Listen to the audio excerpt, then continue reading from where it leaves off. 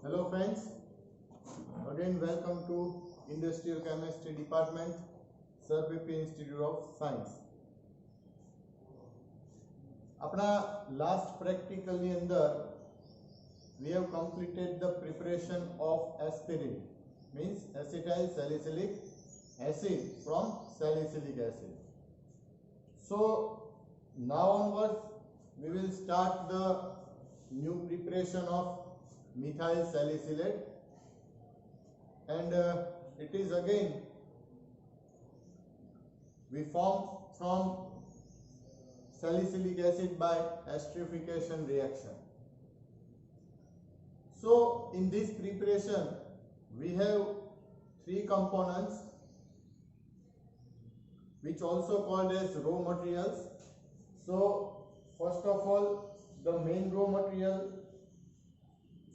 of this compound is salicylic acid.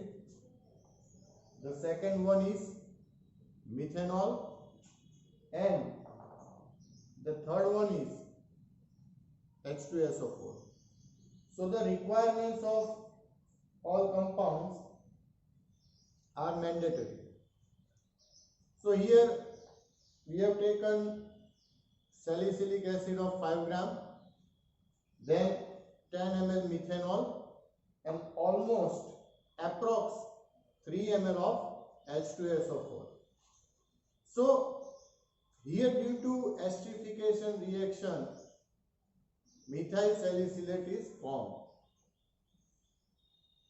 Basically it is a pharma compound and used in number of like tubes and also inhalers. આપણે લોકો જે કહીએ છીએ બામ, Vicks, બરાબર, પછી જે કાંઈ બી આપણી પેઇન રિલીફ ટ્યુબ્સ આવે છે, વોલિની ને ઝોલિની ને, બરાબર, નંબર ઓફ ટ્યુબ્સ છે, પણ બધાની અંદર તમે વાંચશો તો મિથાઇલ સેલિસિલેટ છે એ કમ્પાઉન્ડ હશે.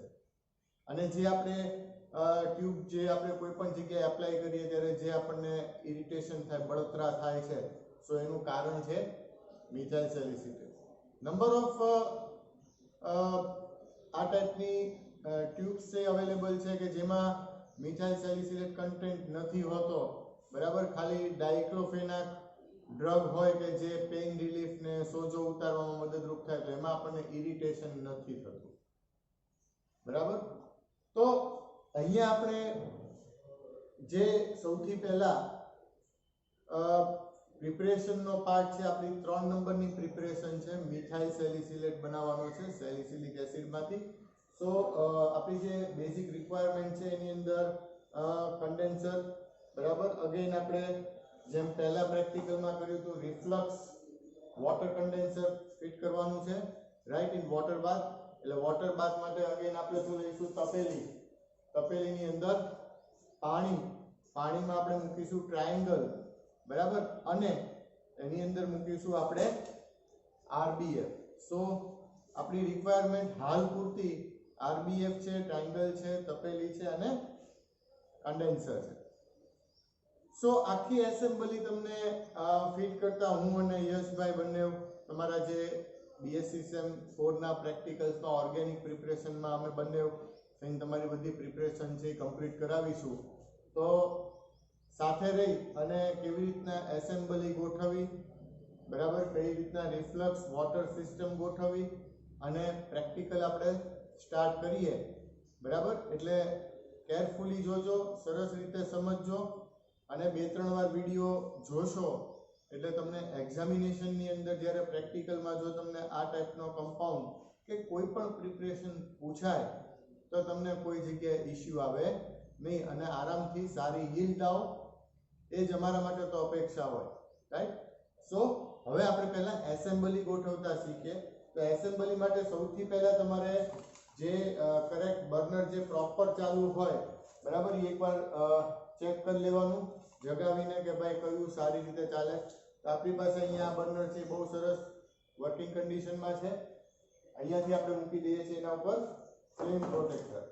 હવે તપેલી મૂકવાની છે એટલે વાયર ગોસની કોઈ રિક્વાયરમેન્ટ નથી, રાઈટ. ઘણા બધા સ્ટુડન્ટ્સ એવા હોય છે કે ઘણી બધી વાર કહીએ તેમ છતાંય તે સમજતા નથી અને એક્ઝામમાં ને એમાં જ્યારે આ રીતના પ્રેક્ટિકલ હોય તો વાયર ગોઝની ઉપર તપેલી મૂકી દે તો તમારા માઇનસ માર્ક થશે. એટલે ધ્યાન રાખવાનું, જે પ્રમાણેની રિક્વાયરમેન્ટ અને જે પ્રમાણેની એસેમ્બલી ગોઠવવાની હોય એ જ પ્રમાણે કામ થવું જોઈએ. તો અહીંયા આપણે જે સિસ્ટમ ગોઠવીએ છીએ તો તપેલીની અંદર હું પાણી લઈ લઉં છું. પહેલેથી જ ઇનફ પાણી રાખું છું કે જેથી કોઈ પ્રોબ્લેમ ન આવે. લાસ્ટ પ્રેક્ટિકલમાં યશ સરે તમને સમજાવ્યું હતું એ પ્રમાણે કે ભાઈ પાણીનું લેવલ તપેલીમાં ઘટી જાય તો થોડી વારે અંદર પાણી નાખતા રહેવાનું, પણ પ્રીવિયસલી વોર્મ વોટર એટલે પહેલેથી ગરમ કરી નાખવાનું બીજા બર્નર ઉપર, બરાબર, કે જેથી કરી અને તમે ઠંડુ પાણીનું એડિશન તરત કરો તપેલીમાં તો ટેમ્પરેચર ડિફરન્સ મોટો આવી જાય, એને કારણે આપણી yield છે એ પ્રોપર ન મળે. પ્રોડક્ટ મળે એટ ધ એન્ડ, પણ જે આપણે જે પર્સન્ટેજમાં જોઈતી હોય એ પર્સન્ટેજ વાઇઝ ન મળે. એટલે કેરફુલી આપણે જે ઇન્સ્ટ્રક્શન છે એ પ્રમાણે ફોલો કરવાનું અને કામ કરવાનું. તો અહીંયા એસેમ્બલી માટે મેં સૌથી પહેલા અહીંયા જે ફ્લેમ પ્રોટેક્ટર મૂકી દીધું છે એની ઉપર આ રીતે હું તપેલી મૂકું છું. હવે આપણે પહેલા કન્ડેન્સરને ગોઠવી દઈએ છીએ. અહીંયા ખાસ ધ્યાન રાખવાની વસ્તુ એ છે કે કન્ડેન્સરને એકદમ આપણે ટાઈટ નથી રાખવાનું, અને આપણો જે ઇનલેટ હશે, મતલબ કે જ્યાંથી આપણે વોટર પાસ કરીશું એ હંમેશા નીચે હોવો જોઈએ, બરોબર છે, કારણ કે આપણે આને કુલિંગ આપવાનું છે.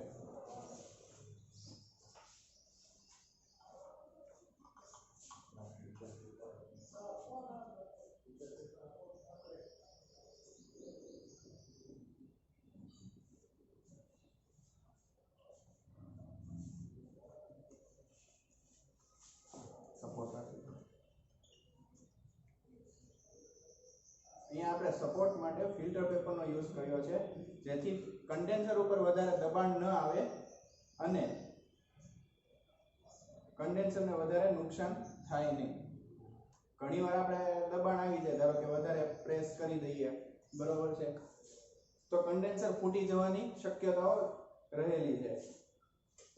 જેથી કરીને આપણે અહીંયા ફિલ્ટર પેપર રાખીએ છીએ જેથી કોઈ પણ પ્રકારનું નુકસાન થાય નહીં અને કોઈ પ્રોબ્લેમ આવે નહીં. હવે જો અહીંયા નીચેનો છેડો છે એ આપણો ઇનલેટ છે. ઇનલેટ આપણે અહીંયા નળમાં આપીશું, જ્યાંથી આપણે અને એસેમ્બલી જ્યારે ગોઠવો એટલે પહેલા પાણી સપ્લાય એકવાર ચેક કરી લેવાનો, બધું જ ચેક કરી લેવાનું. પછી તે આની અંદર જે આપણા આરબીએફમાં કેમિકલ કમ્પાઉન્ડ રિક્વાયરમેન્ટ છે બધી લઈ અને પછી ફાઇનલી આપણે એને મૂકવાનું. ડાયરેક્ટ મૂકવાનું થશે નહીં. સૌથી પહેલા આપણે ટ્રાયંગલ છે એને આપણે તપેલીમાં મૂકી દેવાનું, બરાબર. હવે એસેમ્બલી આપણી ગોઠવાઈ ગઈ. હવે આપણે વોટર સર્ક્યુલેશન એકવાર આપી દઈએ એટલે આપણને ખ્યાલ રહે કે કાંઈ બીજી કોઈ એરર નથી ને, એટલે નળ ચાલુ કરી અને આપણે વોટર સપ્લાય કન્ડેન્સરમાં એકવાર પાસ કરાવી દઈએ છીએ. તમે જોઈ શકો છો કે આ પાણીનું લેવલ ધીમે ધીમે ઉપર ચડે છે, અહીંયાથી બહાર નીકળશે એટલે કન્ડેન્સિંગ સિસ્ટમ થઈ. અને ખાસ એ ધ્યાન રાખવાનું કે આઉટલેટ છે એ સિંકમાં હોવો જોઈએ, ક્યાંય બહાર નીકળવાનો છે, જેથી કરીને આપણું ટેબલ ક્યાંય બગડે નહીં. તો હવે ઓલમોસ્ટ આપણી એસેમ્બલી કમ્પ્લીટ થઈ ગઈ છે. તો આપણે સ્ટાર્ટ કરીએ છીએ.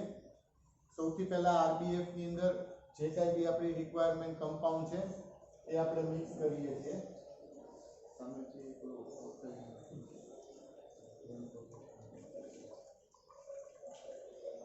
તો સૌથી પહેલા હું સેલિસિલિક એસિડ ને આની અંદર આરબીએફ ની અંદર લઈ લઉં છું. ઓકે, તો તમે જોઈ શકો છો સોલિડ ફોર્મમાં છે સેલિસિલિક એસિડ, એને આપણે લીધો છે આરબીએફ માં. હવે ધીમે ધીમે એની અંદર એડિશન કરીએ છીએ મિથેનોલ.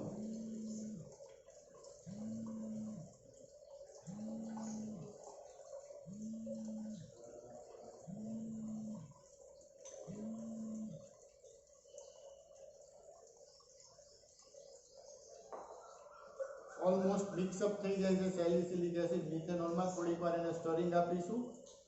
બરાબર. મિથેનોલ પોતે લો બોઇલિંગ કમ્પાઉન્ડ છે એટલે રિફ્લક્સ કન્ડિશન મૂકવી કમ્પલસરી છે. બરાબર, વોટર કન્ડેન્સર. હવે એની અંદર આપણને જે 3 ml જેટલું H2SO4 નું એડિશન કીધું તો એ આપણે ધીમે ધીમે કરીશું. બરાબર, તો આ રીતે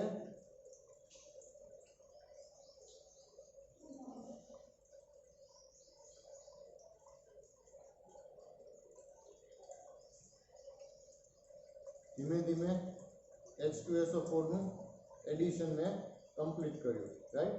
હવે આ જે સિસ્ટમ છે એની અંદર આપણે આને ફિક્સ કરી દઈએ. પણ ફિક્સ કરતા પહેલા એની અંદર એક પોર્સેલિનનો પીસ નાખવો કમ્પલસરી છે કે જેથી કરીને આપણું રિએક્શન મિક્સચર છે એ ડ્યુ ટુ હીટ છે એ બંક ન મારે. બરાબર, ઉછાળા ન મારે એટલા માટે મેં એક પોર્સેલિનનો પીસ મૂકી દીધો છે. અને હવે આ સિસ્ટમમાં આપણે વ્યવસ્થિત બહુ ફિટ નહીં કરવાનું જેથી આપણને ખોલવામાં તકલીફ પડે, પણ એટલીસ્ટ લીકેજ ન રહે એ રીતના આપણે ફિટ કરી દીધું છે. રાઈટ. અને એવી રીતે તમને કીધું હમણાં યશ સરે કે બહુ ફિટ નથી કરવાનું, લૂઝ જ રાખવાનું છે કે જેથી કરીને આપણે આ રીતના પકડીને એને સ્ટર કરી શકીએ. ઓકે, તો આ રીતના જે સિસ્ટમ છે એ આપણે ગોઠવી નાખીએ. રિફ્લક્સ કન્ડેન્સર એક ધ્યાન રાખવું કે એકદમ સ્ટ્રેટ રહે. ઘણા છે ને આમ ક્રોસ રાખે છે તો એ આપણી આઈડિયલ કન્ડિશન છે નહીં. આપણે ખાસ કરીને ધ્યાન રાખવાનું છે કે ઇનલેટ નીચે રહે અને આઉટલેટ ઉપર. બાકી જો તમે ઇનલેટ ઉપરથી આપશો તો તમારી રિફ્લક્સ કન્ડિશન જળવાશે નહીં અને બધો જ પદાર્થ વેપરાઇઝ થઈ જશે. તો હવે કમ્પાઉન્ડનું મિક્સચર આપણે લઈ લીધું છે. અહીંયા આપણે જોઈએ છીએ કે એસેમ્બલી સરસ રીતે ગોઠવાઈ ગઈ. વોટર ફ્લો ચાલુ કરી દીધો છે.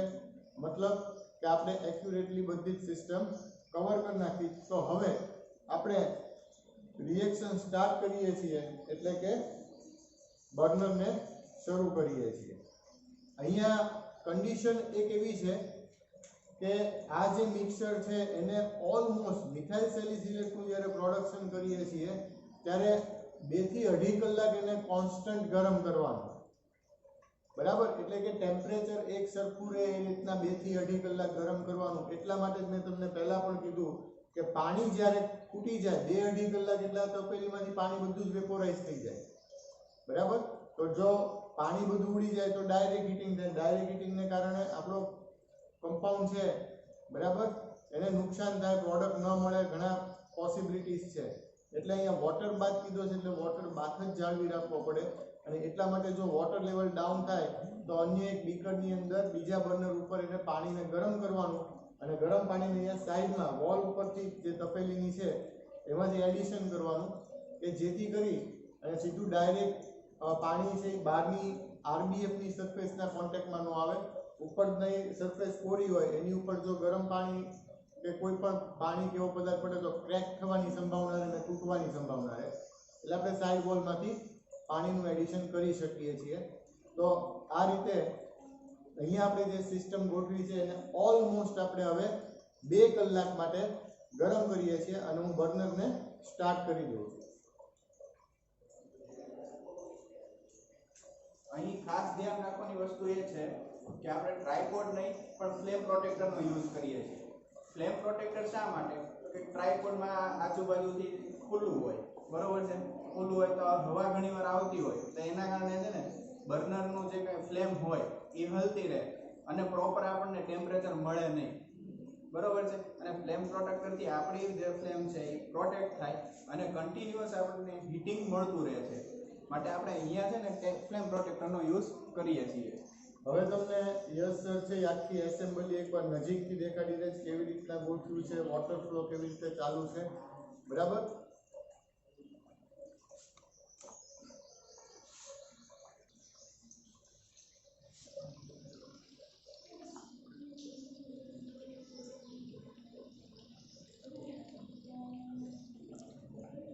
ધીમે ધીમે સોલિડ માસ અંદર જે દેખાય છે આરબીએફમાં એ લિક્વિડાઇઝ થઈ જશે જેમ જેમ હીટિંગ થશે અને તમારે ઓકેશનલી થોડી થોડી વાર આ રીતના એને શેક કરતા રહેવાનું છે, સ્ટરિંગ આપતા રહેવાનું છે. એટલે શેકિંગ પ્રોસેસ જે કહીએ બરાબર એ ફોલો થવી જોઈએ.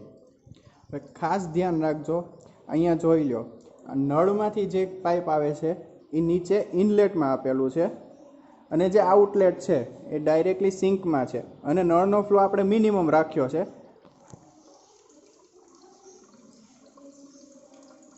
આ તો આપણે જેમ પહેલાં વાત થઈ હતી કે જ્યારે પણ આપણે જે આમાં બોઇલિંગ માટે મૂકેલું છે ત્યારે ટેમ્પરેચર રાઇઝ થાય તો પાણી ઘણીવાર વેપરાઇઝ થઈને ઉડી જતું હોય છે. હવે પાણી ઉડી જાય તો ડાયરેક્ટ હીટિંગનો પ્રશ્ન ઉદ્ભવે. તો એની માટે આપણે વાત કરી હતી કે પ્રી હીટેડ વોટર આપણે આમાં એડ કરવાનું છે. તો હવે આપણે આ વોટર છે ને પ્રી હીટેડ એક અલગ બીકરમાં કરેલું છે. તો એનું એડિશન આપણે તપેલીમાં કરીએ છીએ. એની માટે મેં તમને કીધું હતું કે સાઈડમાંથી આપણે એડ કરવાનું છે. તો એની માટે જો સાઈડમાંથી હું વોટર એડ કરું છું.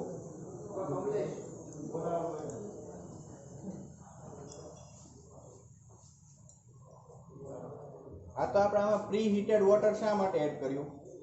હવે પહેલેથી આપણે હીટ કરેલું વોટર હોય એનું ટેમ્પરેચર થોડુંક હાઈ હોય. હવે હાઈ ટેમ્પરેચર હોય એના લીધે આમાં જે ટેમ્પરેચર હોય એ મેન્ટેન રહે. હવે ડાયરેક્ટ આપણે ટેપ વોટર ઇન્ટ્રોડ્યુસ કરીએ આમાં તો ટેપ વોટર તો ઠંડુ હોય છે, એનું ટેમ્પરેચર લો હોય. હવે એ આપણે વોટર આમાં એડ કરીએ એટલે આનું ટેમ્પરેચર ડાયરેક્ટ લો આવી જતું હોય છે, બરોબર છે. જેના કારણે આમાં જે રિએક્શન કન્ડિશન હોય એ જળવાતી નથી, બરોબર છે. એટલા માટે આપણે પ્રી હીટેડ વોટર એડ કર્યું. અને ખાસ કરીને ધ્યાન રાખવાનું છે કે આરબીએફ ની કોઈ પણ સપાટીને અડે નહીં.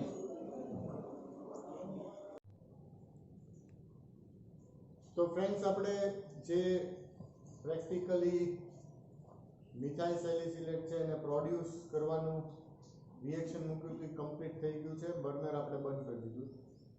બંધ કર્યા પછી એને 10 થી 15 મિનિટ અહીંયા ને અહીંયા આપણે સ્ટેબલ રહેવા દઈએ છીએ અને ઠંડુ પડી જાય એટલે આપણે એસેમ્બલી ખોલી નાખીએ છીએ. અહીંયા એસેમ્બલી માટે પહેલાં આને નોકને લૂઝ કરી અને કન્ડેન્સરને આ રીતના ઉપર લઈ અને આરબીએફને લઈ લેવાનું. સાથે સાથે આ ટ્રાયંગલ છે એ ટ્રાયંગલને લઈ અને આરબીએફને એની ઉપર આપણે મૂકી દઈએ છીએ, બરાબર. ત્યાર પછી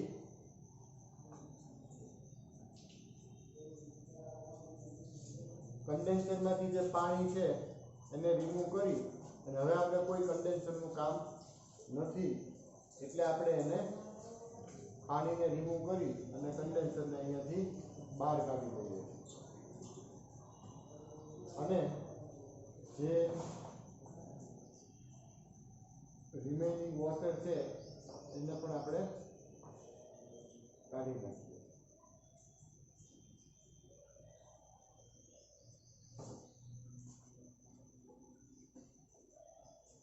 કાળજીપૂર્વક કામ કરવાનું જેથી કોઈ તૂટફૂટ ન થાય.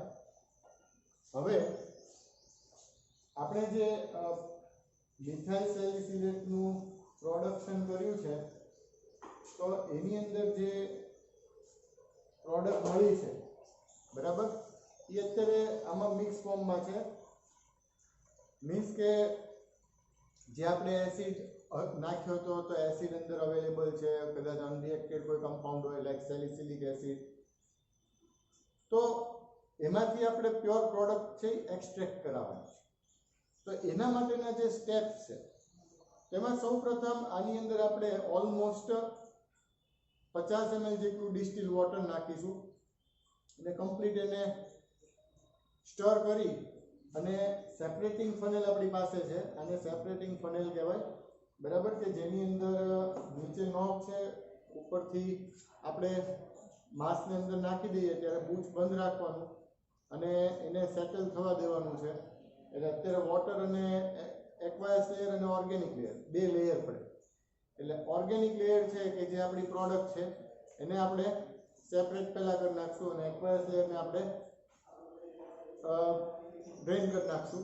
ધેન આફ્ટર આપણી પાસે બાયકાર્બોનેટ છે એટલે કે સોડિયમ બાયકાર્બોનેટનું સોલ્યુશન. બરાબર સેચ્યુરેટેડ સોલ્યુશન ઓફ બાયકાર્બોનેટ હોય એને આપણે આમાં એડ કરીશું અને સાથે સાથે આપણી પ્રોડક્ટ એટલે એની અંદર બીજી કોઈ ઇમ્પ્યુરિટીઝ એસિડ બેઝડ હોય તો એ પણ એમાંથી નીકળી જાય. તો આ આખું સ્ટેપ છે એ કઈ રીતના કરવાનું છે એ આપણે પહેલા ફોલો કરીએ. તો સૌથી પહેલા તો આપણે આપણા RDF ની અંદર 50 ml પાણી છે બરાબર એનું આપણે એડિશન કરીએ.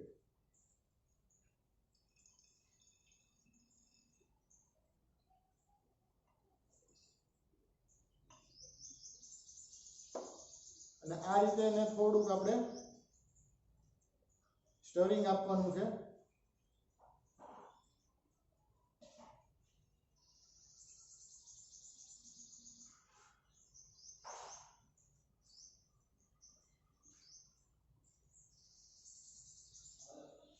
એ થઈ જાય ત્યારબાદ આને આપણે સેપરેટિંગ ફનેલની અંદર લઈ લઈએ છીએ આ રીતે.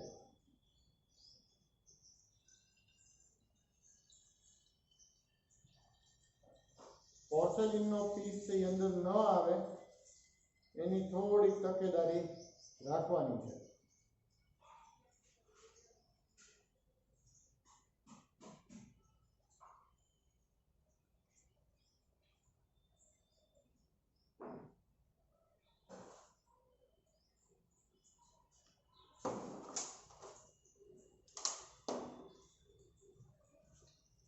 હવે ઉપરથી નોક બંધ કરી અને ટ્રાયપોડ ઉપર આપણે એને થોડી વાર સેટલ થવા દેવાનું છે.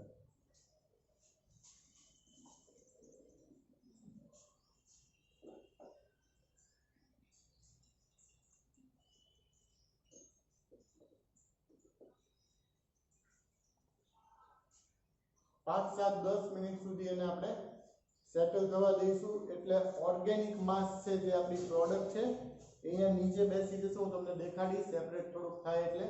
અને એક્વાયસ માસ છે ઉપર રહેશે.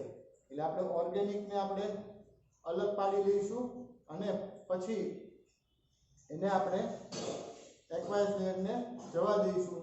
જ્યારે પછી એને આપણે સોડિયમ બાયકાર્બોનેટનો વોશ આપીશું. બરાબર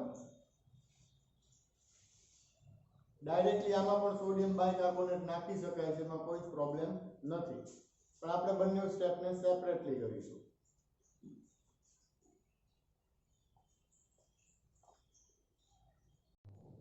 હવે જો અહીંયા આપણે જે પાણી નાખ્યું હતું તો તમે ક્લિયરલી જોઈ શકો છો કે આ નીચેનો પોર્શન જે દેખાય છે અહીંયા સુધીનો બરાબર એ મિથાઇલ સેલિસિલેટ આપણી ઓર્ગેનિક લેયર પ્રોડક્ટ છે. અને આ ઉપરનું જે આખું વ્હાઇટ ટાઈપનું દેખાય અહીંયા સુધીનું એ એક્વાયસ લેયર છે કે જેને આપણે ડિકાન્ટ કરી અને પહેલાં આપણે ઓર્ગેનિક લેયર લઈ લઈએ. તો એના માટે મેં અહીંયા એક મેજરિંગ સિલિન્ડર રાખ્યો છે અને અહીંથી હું નોક ધીમે ધીમે ખોલું છું એટલે ઓર્ગેનિક લેયર છે એ મારું ધીમે ધીમે આની અંદર આવી જાય. બરાબર જુઓ ધીમે ધીમે આપણે લઈ લઈએ છીએ. એક્યુરસી એ રાખવાની છે કે જ્યારે એક્વાયસ લેયર આવે ને ત્યારે નોક બંધ થઈ જવું જોઈએ, નહીંતર પાછું આમાં એક્વાયસ લેયર ભળી જશે તો આપણે એની એ વસ્તુ ફરીવાર રિપીટ કરવી પડશે. બરાબર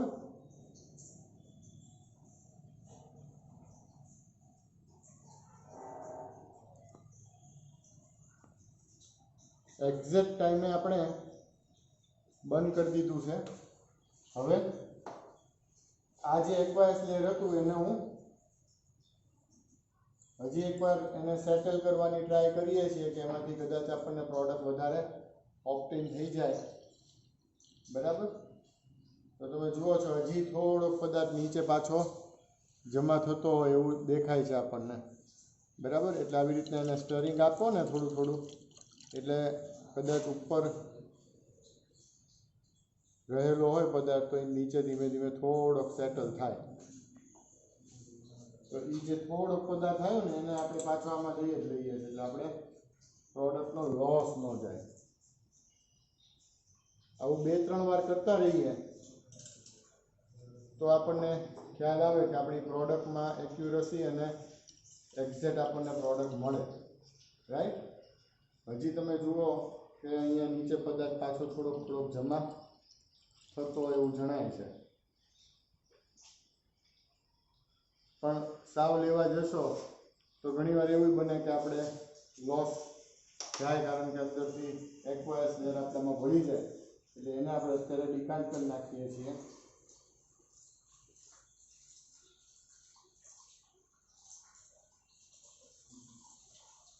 હવે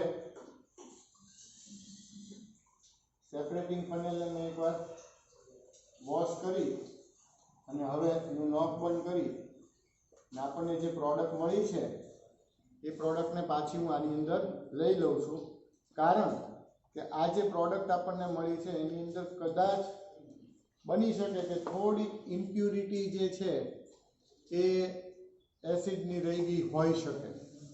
તો એને રિમૂવ કરવા માટે આપણે એને બાયકાર્બોનેટના વોશ આપીશું. સોડિયમ બાયકાર્બોનેટનો સોલ્યુશન નાખીએ એટલે અંદર જો સેલિસિલિક એસિડની કોઈ ઇમ્પ્યુરિટી હશે તો એમાં ડિઝોલ્વ થઈ જશે અને આપણને acid free pure methyl salicylate ઓબ્ટેન થશે. એટલે આમાં મેં તો ઘણું બધું લીધું છે સોડિયમ બાયકાર્બોનેટ, પણ આપણે 10 થી 15 ml થી વધારે નથી નાખવાનું અંદર. બરાબર. હવે આની સિસ્ટમ છે, આ અંદર નાખી દીધું પછી આ નોક બંધ કરી દેવાનું, એકદમ ટાઈટ, આંગળી આવી રીતના ઉપર રાખવાની, પછી એને આવી રીતના આમાં સ્ટર કરવાનું અને અહીંયાથી ગેસ ઇવોલ્વ કરાવવાનો.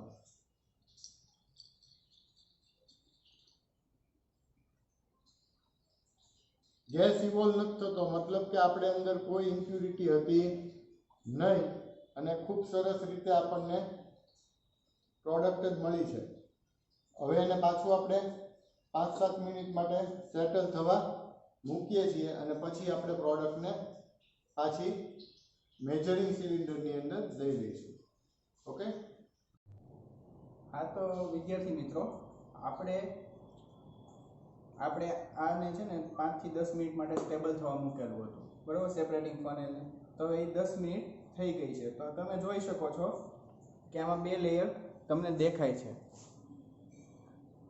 આ 2 લેયરમાં આપણે જે મિથાઇલ સેલિસિલેટ બન્યો, બરાબર, એ નીચેનું લેયર છે એ ઓર્ગેનિક છે અને ઉપરનું લેયર છે એ સોડિયમ બાયકાર્બોનેટ આપણે એડ કરેલો તો ઇમ્પ્યુરિટીઝ રિમૂવ કરવા માટે.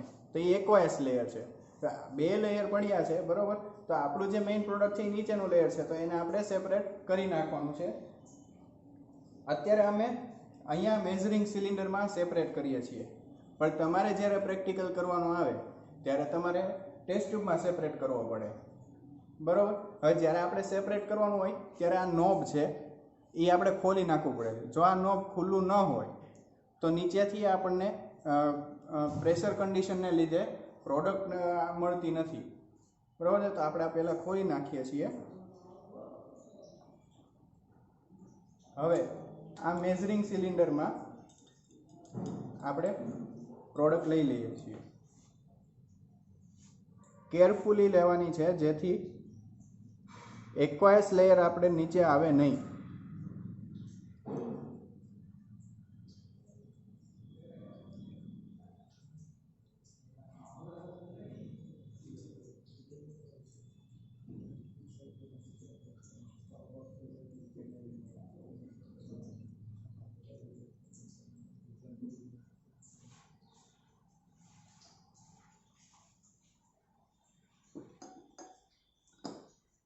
જોઈ શકો છો આપણે મેઝરિંગ સિલિન્ડરમાં આપણો જે મિથાઇલ સેલિસિલેટ હતો એ આપણે સંપૂર્ણપણે સેપરેટ કરી લીધો છે.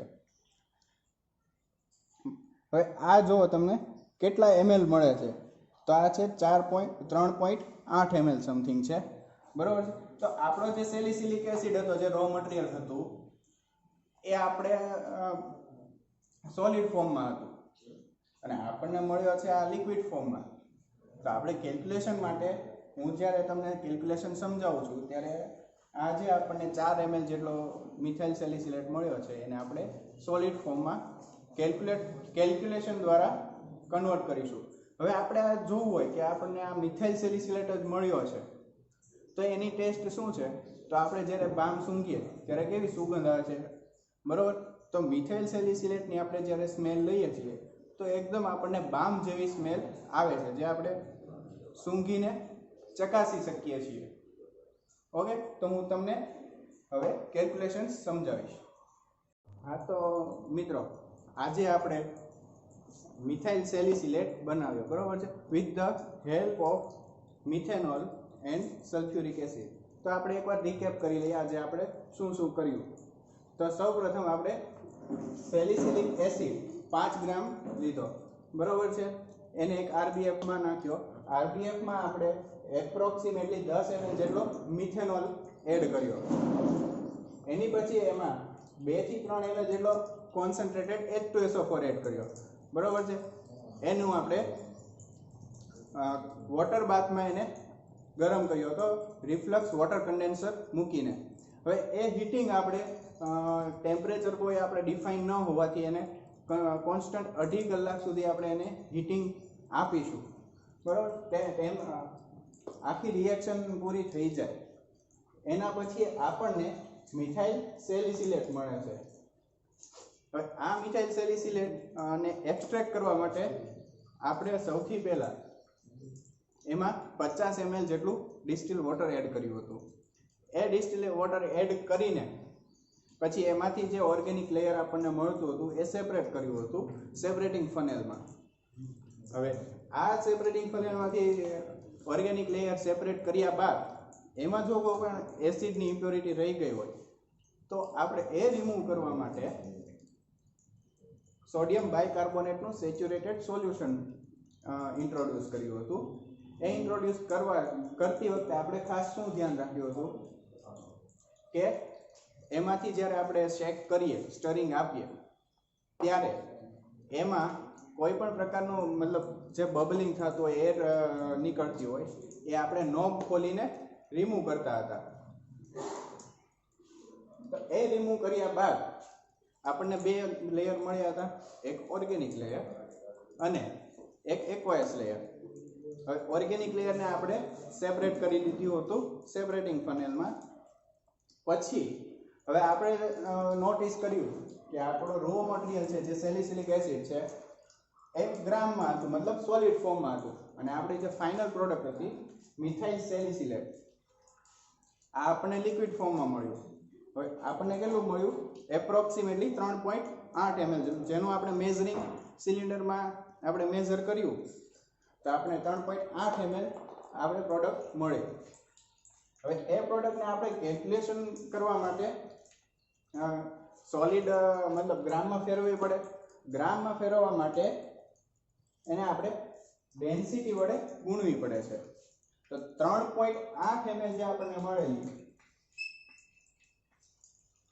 એને ઇન્ટુ 1.174 આ કરીએ એટલે આપણને 4.46 ગ્રામ મળે છે. હવે થિયોરેટિકલ વેટ ગણવા માટે આપણે સૌપ્રથમ સેલિસિલિક એસિડનું મોલેક્યુલર વેટ આપણે ગોતવું પડે. તો સેલિસિલિક એસિડનું મોલેક્યુલર વેટ છે 138 ગ્રામ પ્રતિ મોલ. હવે આપણને સામે કઈ પ્રોડક્ટ મળે છે? Methyl salicylate. Methyl સેલિસિલેટનું molecular wet છે 152 ગ્રામ પ્રતિ મોલ. આ રિએક્શનમાં આપણે નોટિસ કરીએ તો 1 ગ્રામ સેલિસિલિક એસિડ માંથી આપણને 1 ગ્રામ મિથાઇલ સેલિસિલેટ મળે છે, એટલે 1:1 રેશિયો થયો. માટે આપણે અહીંયા કોઈ પણ રીતનો ગુણાકાર કરવો નથી પડતો. હવે ધારો કે કોઈ રિએક્શનમાં આપણે 1 મોલ આપણો સેલિસિલિક એસિડ યુઝ થતો હોય અને સામે 2 મોલ મળતું હોય તો આપણે ઇન્ટુ 2 કરવા પડે. પણ અહીંયા આપણે 1:1 છે, બરાબર આપણો રેશિયો. એટલા માટે એવું કોઈ પણ આપણે અહીંયા કેલ્ક્યુલેશન કરવાની નથી રહેતી. હવે આપણે જ્યારે પ્રેક્ટિકલ કર્યું ત્યારે 5 ગ્રામ આપણે સેલિસિલિક એસિડ લીધો હતો, બરાબર. તો એની આપણે ત્રિરાશિ માંગીએ તો theoretical yield is equal to 5 into 152 divided by 138. હવે આ કેલ્ક્યુલેશન કરતા આપણને 5.50 ગ્રામ yield આદર્શ કન્ડિશનમાં મળવી જોઈએ. હવે આદર્શ કન્ડિશન તો મોસ્ટલી કોઈ પણ રિએક્શનમાં 90% ન જળવાતી હોય. માટે આપણે અહીંયા જે yield મળી બરોબર છે એનું આપણે કન્વર્ઝન કર્યું તો આપણે 4.46 ગ્રામ મળ્યું, જે આપણે પ્રેક્ટિકલી મળેલી yield છે. હવે આ જે yield મળી બેસ્ટમાં બેસ્ટ છે.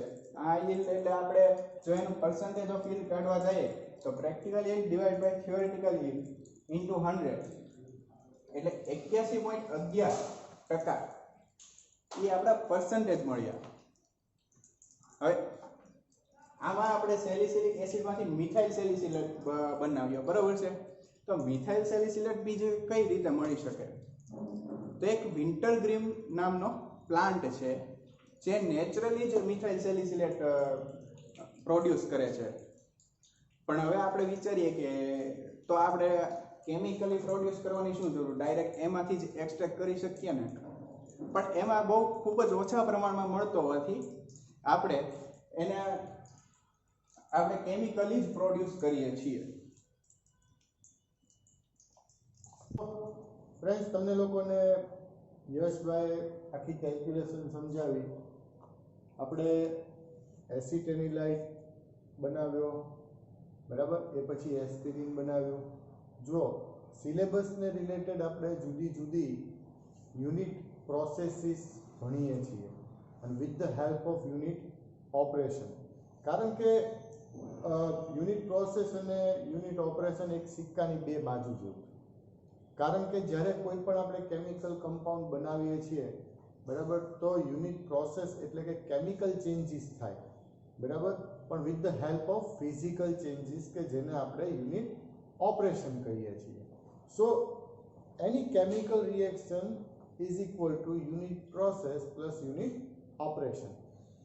અહીંયા જે આપણે મિથાઇલ સેલિસિલેટ બનાવ્યો, હજી આગળ ઘણા બધા પ્રેક્ટિકલ્સ આપણે ઓનલાઈન ભણીએ છીએ, પણ ભલે કોઈ પણ મોડ ઓફ એજ્યુકેશન હોય પણ આપણું કામ જે છે એ ભણવાનું છે અને વધુને વધુ આપણું નોલેજ ગેઇન કરીએ બરાબર, એ રીતના આપણે પ્રયત્ન હંમેશા રાખવાના. તમને એક સિમ્પલ એક્ઝામ્પલ આપું. જેમ તમને યશભાઈ પહેલાં કીધું હતું કે ભાઈ વિન્ટર પ્લાન્ટ ગ્રીન પ્લાન્ટ છે કે જે બહુ સ્મોલ અમાઉન્ટમાં મિથાઇલ સેલિસિલેટ પ્રોડ્યુસ કરે, તો એ નેચરલી અકરિંગ કમ્પાઉન્ડ છે, પણ એની માત્ર એટલી બધી લો હોય છે કે જેને કારણે એની પુષ્કળ અવેબિલિટી નથી. તો એને ઇન્ડસ્ટ્રીયલ લેવલે મેન્યુફેક્ચરિંગ કરવામાં આવે અને એસ્ટરીફિકેશન રિએક્શન દ્વારા આપણે મિથાઇલ સેલિસિલેટ પ્રોડ્યુસ કરીએ. પણ બેઝિકલી જે આ પ્રોડક્ટ છે કે ફાર્માસ્યુટિકલ ગ્રેડ કમ્પાઉન્ડ છે, પણ બધા જ એસ્ટર કાંઈ ફાર્મા ગ્રેડ હોય એવું જરૂરી નથી, રાઈટ. હું તમને એક સિમ્પલ આ જ પ્રોસેસ છે કે ભાઈ મિથેનોલ છે ને H2SO4 જે છે બરાબર, એના દ્વારા તે રિએક્શન કરી અને આપણે એક એસ્ટર કમ્પાઉન્ડ બનાવીએ, પણ એના કહીએ ને કે એનું અપેરિયન્સ છે, એની ડેન્સિટી છે, એઝ વેલ એઝ એના યુઝીસ એપ્લિકેશન્સ છે ડિફરન્ટ છે.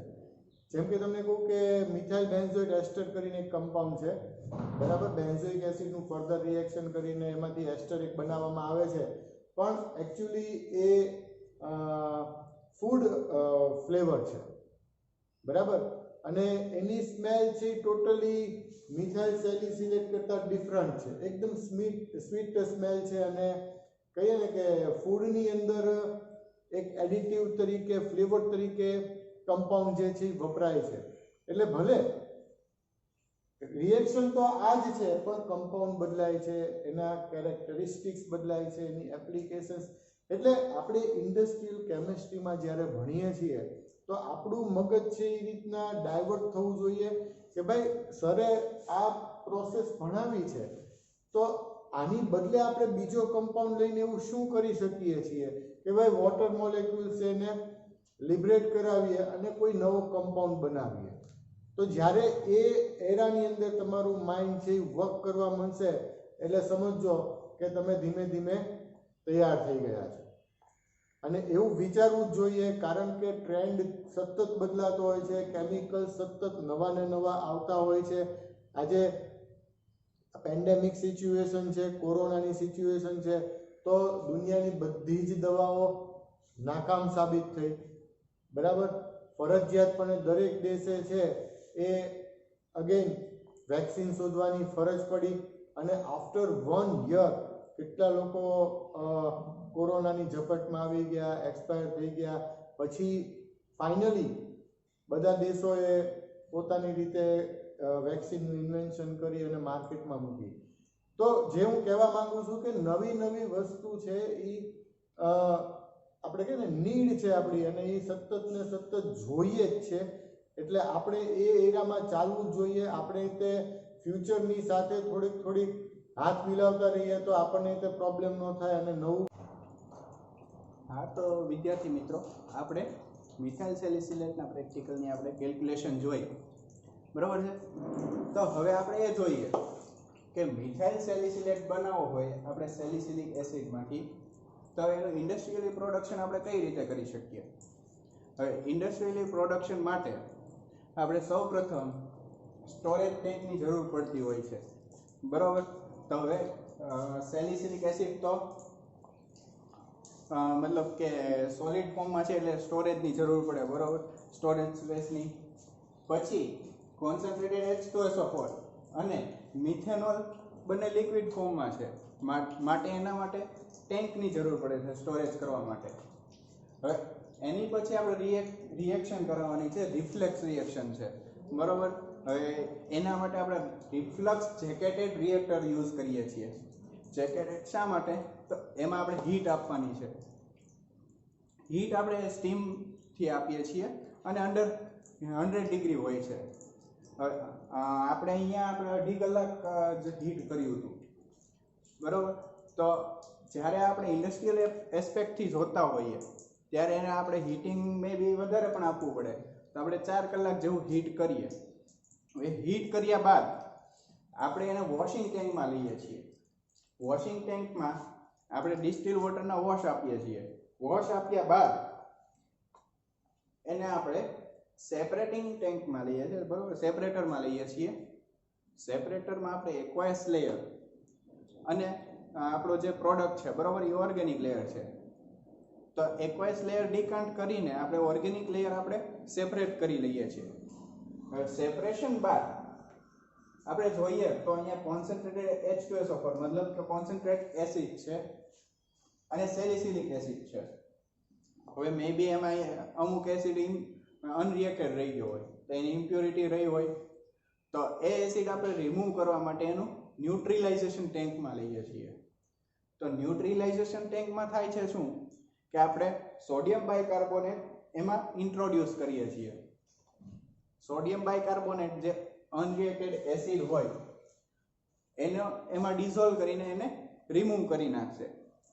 હવે સોડિયમ બાયકાર્બોનેટ આપણે એનું જે એક્વાયસ સોલ્યુશન છે એ આપણે ઇન્ટ્રોડ્યુસ કરીએ એટલે પાછા આપણને 2 લેયર મળે, એક ઓર્ગેનિક લેયર અને એક એક્વાયસ લેયર.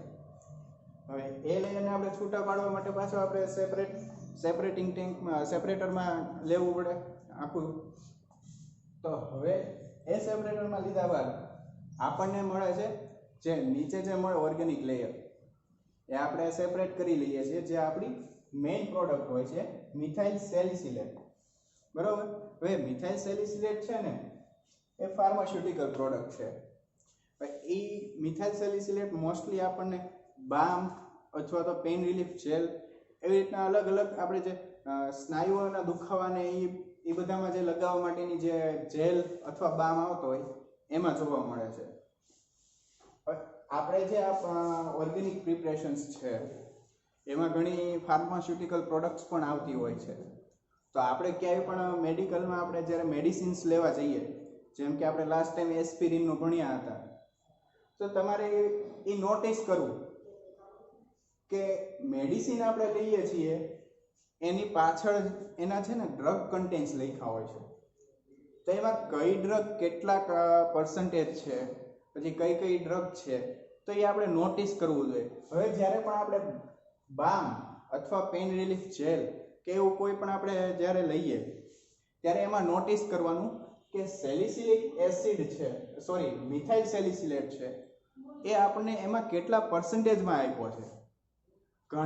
ઘણી આપણે પેઇન રિલીફ જેલ હોય છે એમાં મિથાઇલ સેલિસિલેટની જગ્યાએ બીજા અધર કમ્પાઉન્ડ્સ પણ યુઝ થાય છે. તો આપણે રેગ્યુલરલી આપણે જો આ જોતા રહીએ તો આપણને આપણે જે આ સ્ટડી કરીએ છીએ, જે પ્રેક્ટિકલ કરીએ છીએ, એની સાથે આપણે કનેક્ટ પણ કરી શકીએ છીએ, જેથી આપણને દરેક પ્રકારનો આઈડિયા આવતો રહે. તો મિથાઇલ સેલિસિલેટ છે એ એનાલ્જેસિક ડ્રગ છે અને એનો છે ને ફાર્માસ્યુટિકલ યુઝ મોસ્ટલી થતો હોય છે. તો આપણો આજનો પ્રેક્ટિકલ હતો to prepare methyl salicylate from salicyl acid. Thank you.